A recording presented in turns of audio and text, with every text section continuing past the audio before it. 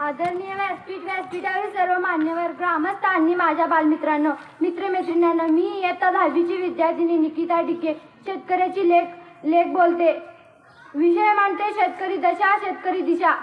तळपत्या सूर्यालाही जागा करतो शेतकरी माझा, रखरखत्या उन्हामध्ये काळ्याची ताण बघतो शेतकरी माझा. या स्वतंत्र होऊन 76 वर्ष होऊन गेले आणि आज आपण 77वा प्रजासत्ताक दिन साजरा करीत आहोत.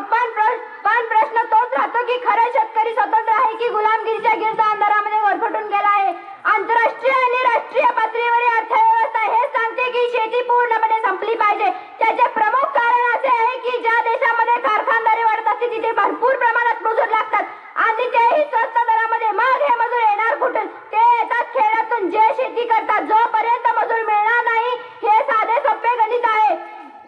बदलत चाललेले हवामान, वेळोवेळी पडणारे पाऊस, पिकांवरती पडणारे रोग हे सर्व संकटे तर आहेतच, पण यापेक्षाही घातक आहे ते शेतकऱ्याबद्दल सरकारने राबवलेले चुकीचे धोरण.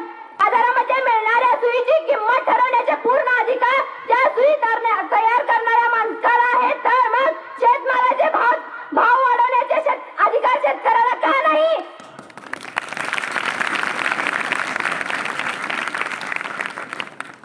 पाण्याची विहीर स्वतःची असताना आम्ही शेतकरी दुसऱ्याच्या ओंजळीने पाणी प्यायचे का?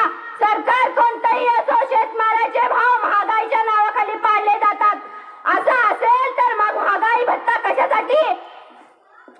रोज 25-30 शेतकरी आत्महत्या करतात. 1995 पासून ते 2018 पर्यंत 3,30,000 शेतकऱ्यांनी आत्महत्या केली आहे.